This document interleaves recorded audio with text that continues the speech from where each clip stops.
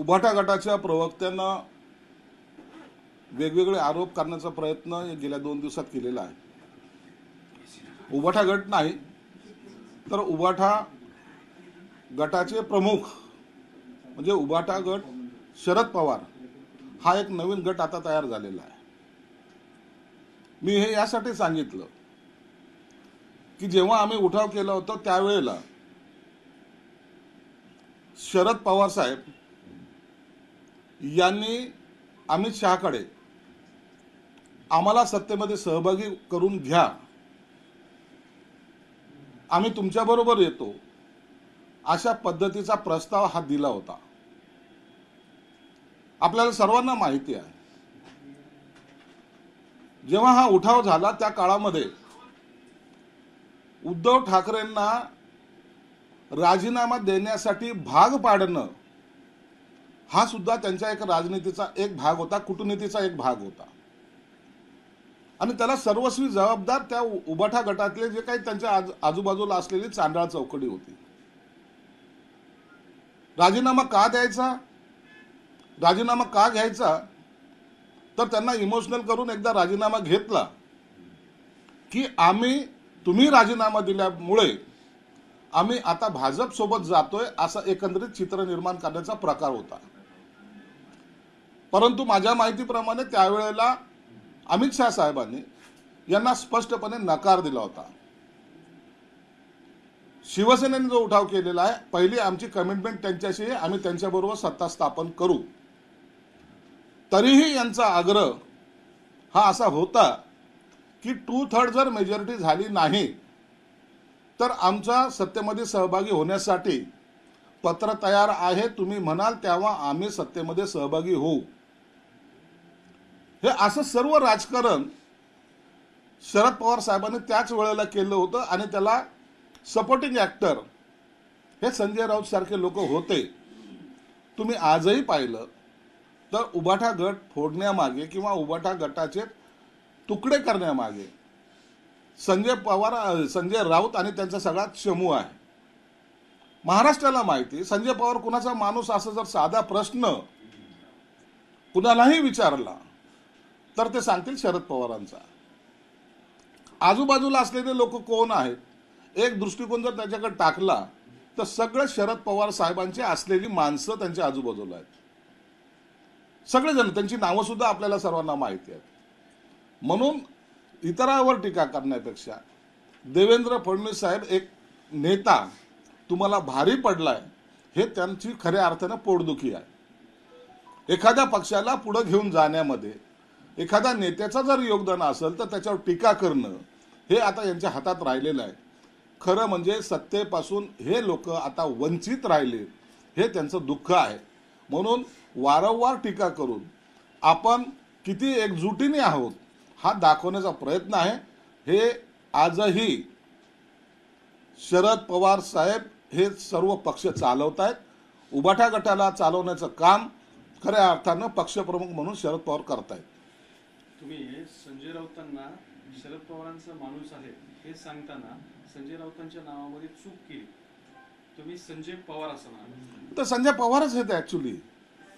म्हणजे माझी चूक नाही झालेली, ते अचानक जर निघलं ते सत्य निघलंय. माणूस चुकीने सुद्धा एखाद्या वेळेला सत्य त्याच्या तोंडातून येतं, तसं माझ्या तोंडातून सत्य आलेलं आहे. तो संजय पवारच आहे ऍक्च्युली. आणि त्यांनी तुम्ही जर सर्व स्टेटमेंट पाहिले तर कुठेही उद्धव ठाकरे साहेबांचं नाव त्याच्या तोंडामध्ये 100 वेळातून एखाद्या वेळेला येतं, परंतु 99 वेळेला नाव हे शरद पवारांचं असतं. म्हणून शरद पवार भक्त किंवा त्यांचा असलेला दलाल म्हणा किंवा त्यांचा असलेला लायझनिंग ऑफिसर म्हणा हा तो संजय राऊत आहे.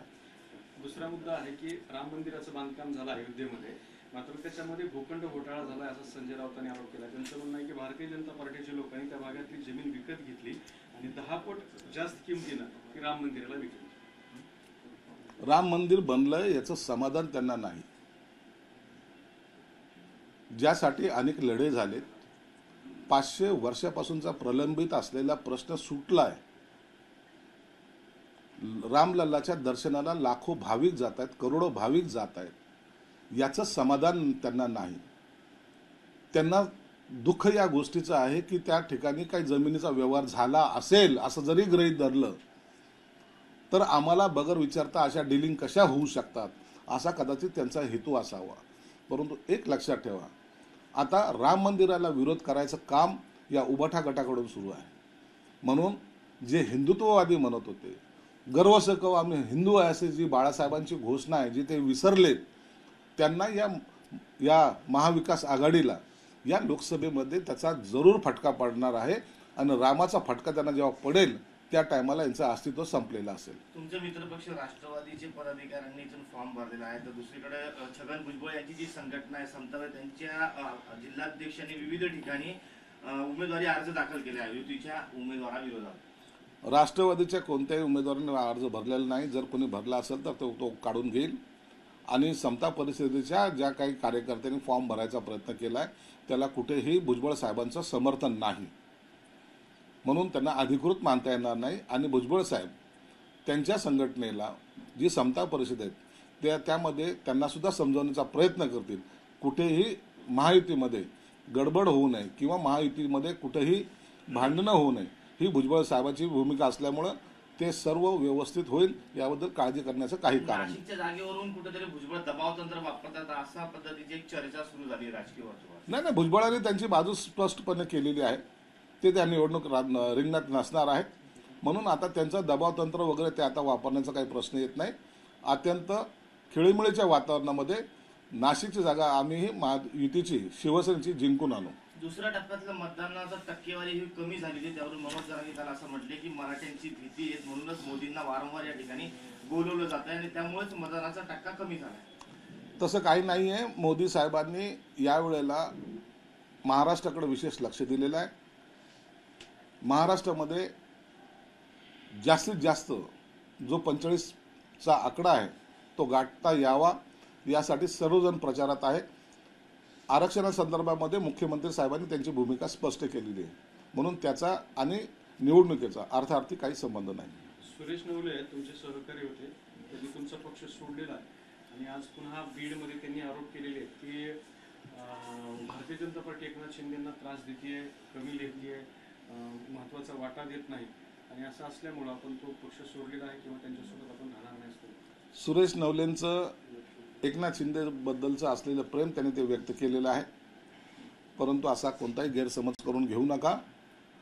शिंदे साहेबांचं महाराष्ट्रातच नाही तर दिल्लीत किती वजन आहे याची त्यांना सुद्धा कल्पना आहे.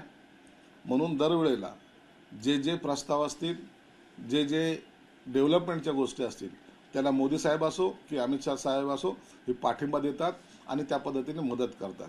म्हणून कधी असं आपल्याला जर वाटत असेल तर तो गैरसमज डोक्यातून काढून टाकला पाहिजे. शांतिगिरी महाराजांची भुजबळ साहेबांची भुजबळ फार्मावर काल गुप्त भेट झाली. निवडणूक आहे, निवडणुकीमध्ये प्रत्येकाला भेटता येतं, प्रत्येकाला बोलावं लागतं. आम्ही सुद्धा अनेक लोकांना भेटतो, अनेक लोक आम्हाला भेटतात आणि ही निवडणुकीची रणनीती आहे. म्हणून याच्यामध्ये एकमेकाची भेटीला हे महत्त्व तर असतंच, परंतु हा रणनीतीचा भाग असतो. निवडणुकीमध्ये असं जर काही घडलं असेल तर त्याला असं गैरसमजण्याचं काही कारण नाही.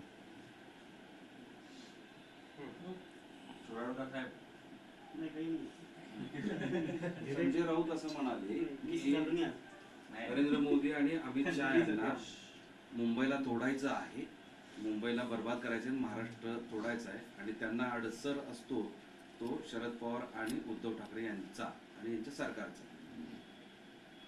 मुंबई तोडण्याची भाषा यांना निवडणूक आली का कळते.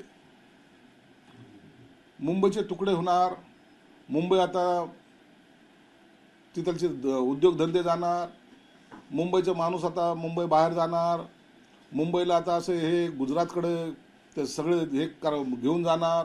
अशा सगळ्यात ज्या चुकीच्या गोष्टी आहेत हे बिंबवण्याचा हे प्रयत्न करतात. मुळामध्ये शरद पवार साहेबांना सुद्धा मुंबईचा कळवळा आला आहे, हे आश्चर्यजनक गोष्ट आहे. म्हणून एक सांगतो, मुंबई तोडायची कुणाची हिंमत नाही. किती जरी लटकून गेलेले आहेत, ज्या 107 हुतात्म्याने इथं बलिदान दिलंय ती मुंबई तोडायची कुणाचीही ताकद सुद्धा नाही आणि ती होणार, मुंबई कधी तुटणारही नाही हे लक्षात ठेवावं. परंतु अशा गप्पा मारून लोकांचे मन आपल्याकडे डायव्हर्ट करण्याचा जो काही प्रयत्न होतो, आता लोक या भूलतापेला बळी पडणार नाहीत.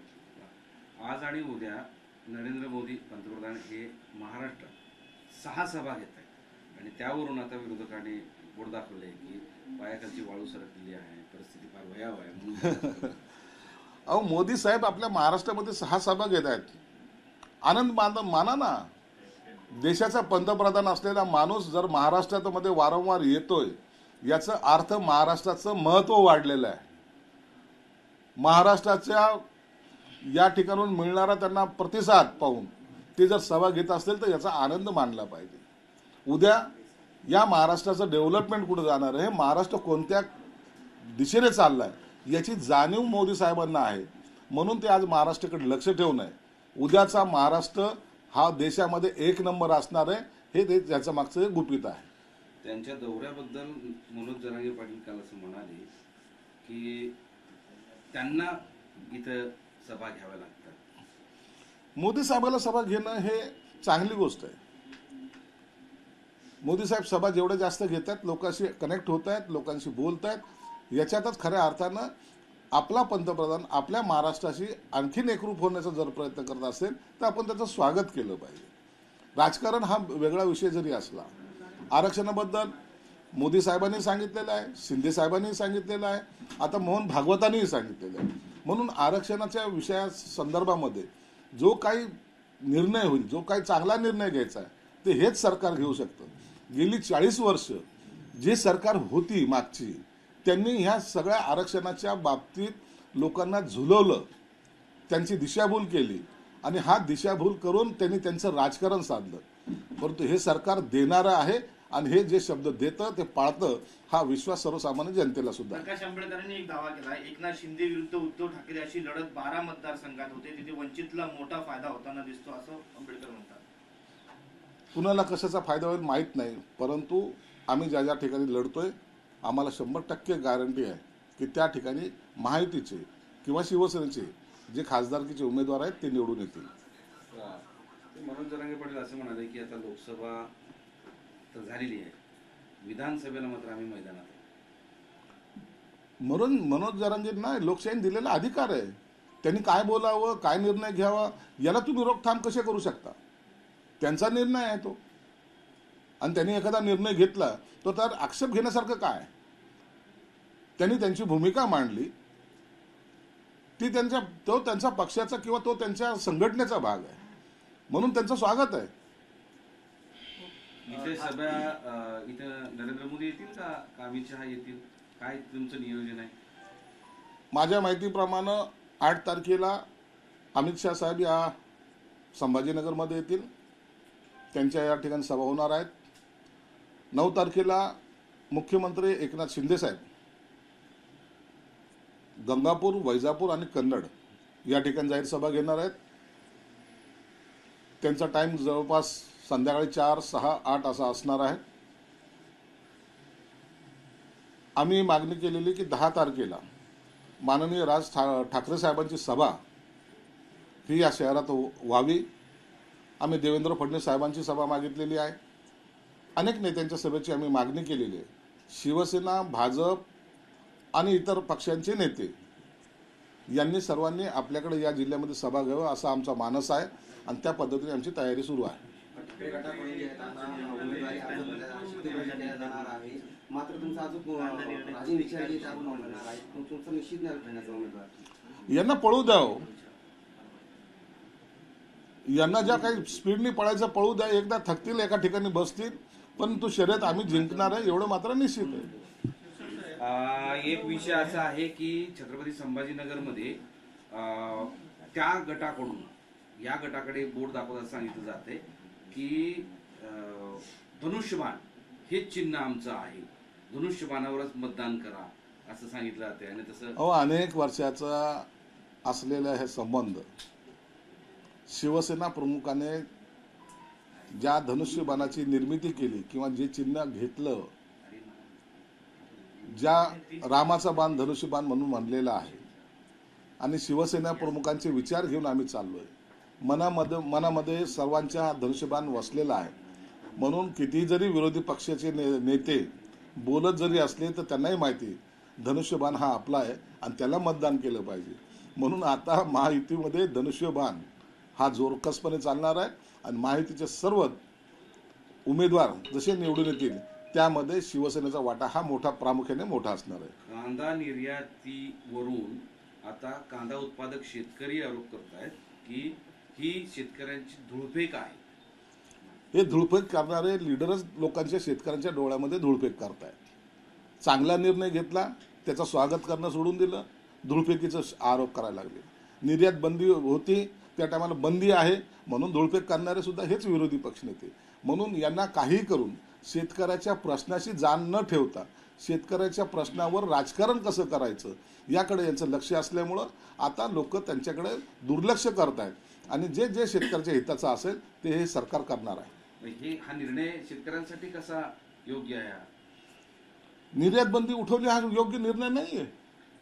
पण तो गुजरातच्या शेतकऱ्यांसाठी लाभदायक असा गुजरात जी आर मध्ये गुजरात लिहिलंय. महाराष्ट्रातील शेतकऱ्यांसाठी तो लाभदायक आहे असं तुम्ही नाही हे गुजरात असं लिहून दिलंय का? महाराष्ट्रातल्या नाही तर तमाम देशातल्या शेतकऱ्यांसाठी असलेला तो निर्णय आहे. पांढरा कांदा गुजरातमध्ये पिकतो म्हणजे इतर स्टेटमध्ये पिकत नाही असं जे गैरसमज निर्माण करून देत आहे त्या गैरसमजाला लोक आता बळी पडणार नाहीत. म्हणून निर्णय घेताना हा देशाच्या हिताचा निर्णय घ्यावा लागतो, कोणत्या एका राज्यासाठी निर्णय घेता येत नाही. महाराष्ट्राच्या कांदा उत्पादक शेतकऱ्यांना कसा फायदा झाला आहे असं त्यांचं म्हणणं आहे, ते सांगा. आता त्याच्यासाठी आमच्याशी चर्चा करा, आम्ही त्याचं उत्तर देऊ. लखनौमध्ये जमीन खरेदीचा मुख्यमंत्री गौप्यस्फोट करणार आहे असं ते म्हणाले. लखनौमध्ये कुणाची तरी 200 एकर जमीन जप्त झाली असं मुख्यमंत्री म्हणतात. पण ती कुणाची जमीन आहे आता तुम्हाला माहिती असणार आहे कारण तुम्ही पण त्याच बोटात नाही. कुणाची जमीन जप्त झाली यापेक्षा आता लखनौ किंवा इतरच्या भागामध्ये योगींनी जे काही धडाकेबाज कामगिरी सुरू केली ना त्याच्यामुळे चांगल्याची पाचर धारणावर याच्यावर बसलेली आहे, पाचर बसलेली आहे. तसं नाही, मुख्यमंत्री हा गौप्यस्फोट केलाय की कुणाची तरी म्हणजे तुमच्यातल्याच कुणाची तरी 200 एकर जमीन आहे ज्या लखनौमध्ये जप्त झाली. जे असेल त्याची चौकशी होईल, त्याबद्दल मला जास्त माहिती नाही. एबीपी माझा, उघडा डोळे बघा नीट.